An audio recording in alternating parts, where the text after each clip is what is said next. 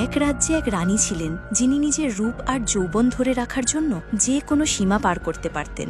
ত্বক সতেজ রাখতে তিনি প্রতিদিন দুধ দিয়ে গোসল করতেন, কিন্তু এই বিলাসের আড়ালে ছিল এক নির্মম সত্যি। গোসলের পর সেই নোংরা দুধ দুর্গের বাইরে ফেলে দেওয়া হতো, আর রাজ্যের ক্ষুধার্ত গরিব মানুষেরা সেই দুধকেই অমৃত ভেবে খাওয়ার জন্য মারামারি করত। তারা জানত না এটা রানীর গোসলের ময়লা ছাড়া আর কিছুই নয়। রানীর যৌবনের আসল রহস্য ছিল আরও ভয়ঙ্কর। তিনি রাজ্যের সুন্দরী যুবতীদের ধরে আনতেন এবং তাদের জীবনী শক্তি শুষে নিতেন। এক মুহূর্তের মধ্যে যুবতীরা বৃদ্ধা হয়ে যেত, আর রানীর বয়স যেন এক লাফে অনেকটা কমে যেত। এই রানী সিংহাসনে বসার গল্পটাও ছিল ছলনায় ভরা। অনেক বছর আগে ক্যাসি নামের এক রাজা তাকে প্রায় ধ্বংস হয়ে যাওয়া একটি গাড়িতে খুঁজে পান। রানীর রূপে মুগ্ধ হয়ে রাজা তাকে বিয়ে করেন, কিন্তু বিয়ের প্রথম রাতেই রানী তার আসল রূপ দেখায়। সেই রাজার বুকে বসে একটি ছুরি দিয়ে নির্মমভাবে তাকে হত্যা করে এবং নিজের বিশাল কালো সৈন্যবাহিনীকে দুর্গে প্রবেশের নির্দেশ দেয়। যারা তার বিরোধিতা করেছিল তাদের সবাইকে হত্যা করে সে নিজেকে রাজ্যের রানী ঘোষণা করে। রানী হবার পর সে তার কালো জাদুর ব্যবহার শুরু করে। তার সৈন্যরা এক অদ্ভুত বাক্স নিয়ে আসে, যা খোলার পর বেরিয়ে আসে এক সোনালী জাদুকরি আয়না। রানী তার সেই বিখ্যাত প্রশ্নটি করে, আয়না আয়না বলতো, কে সবচেয়ে সুন্দর? বহু বছর ধরে আয়না শুধু রানীর নামই বলতো, কিন্তু রানী জানত না যে তার এই অহংকারের পতন ঘটবে এক ছোট্ট মেয়ের হাতে। মেয়েটি ছিল রাজার নিজের সন্তান, রাজকুমারী স্নো হোয়াইট। তার ত্বক ছিল বরফের মতো সাদা, চুল ছিল রাতের মতো কালো, আর ঠোঁট ছিল রক্তের মতো লাল। বাবাকে হত্যার পর সৎ মা অর্থাৎ রানী স্নো হোয়াইটকে একটি অন্ধকার ঘরে বন্দি করে রাখে। এভাবেই কেটে যায় 10 বছর। রাজ্যে দুর্ভিক্ষ নেমে আসে, কিন্তু রানীর দুধ দিয়ে গোসল করা বন্ধ হয় না। একদিন রানী আবার আয়নাকে তার প্রশ্নটি করে, কিন্তু এবার আয়নার উত্তর ছিল ভিন্ন। আয়না জানায়, রানী তুমি সুন্দর, কিন্তু রাজ্যে একজন আছে যার সৌন্দর্য তোমাকে ছাড়িয়ে গেছে।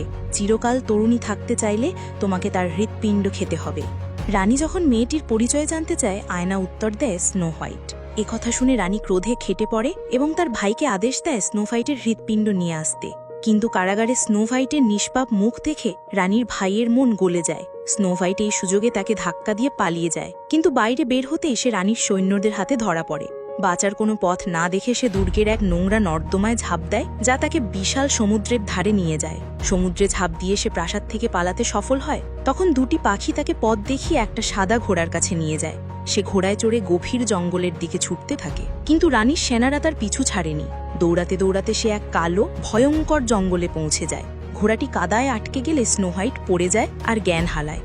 এদিকে রানী যখন জানতে পারে স্নো হোয়াইট কালো জঙ্গলে পালিয়েছে, সে চিন্তায় পড়ে যায়, কারণ সেই জঙ্গলে তার জাদু কাজ করে না।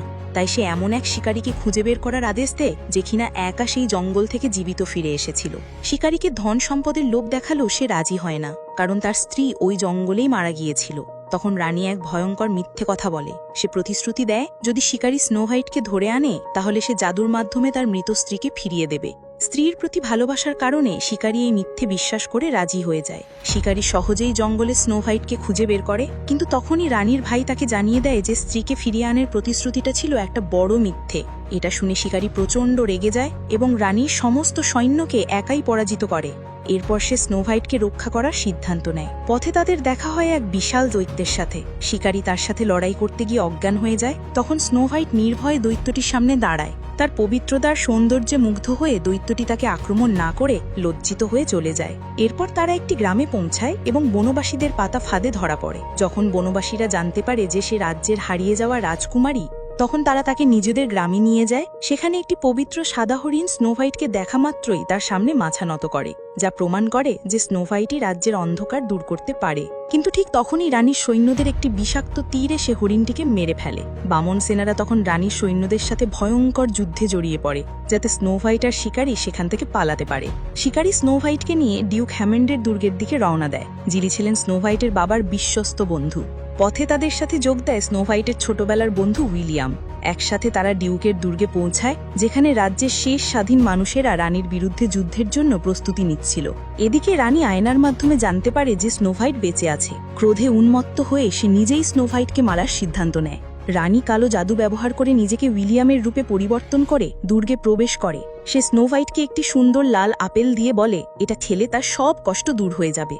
বন্ধুকে বিশ্বাস করে স্নো হোয়াইট আপেলে কামড় দেয় এবং সাথে সাথে বিষের প্রভাবে মাটিতে লুটিয়ে পড়ে। স্নো হোয়াইটের মৃত্যুর খবর ছড়িয়ে পড়লে সবাই শোকে ভেঙে পড়ে। শিকারী তার পাশে বসে কাঁদতে থাকে আর দুঃখে ভারাক্রান্ত হয়ে তার ঠোঁটে একটি বিদায়ী চুম্বন করে।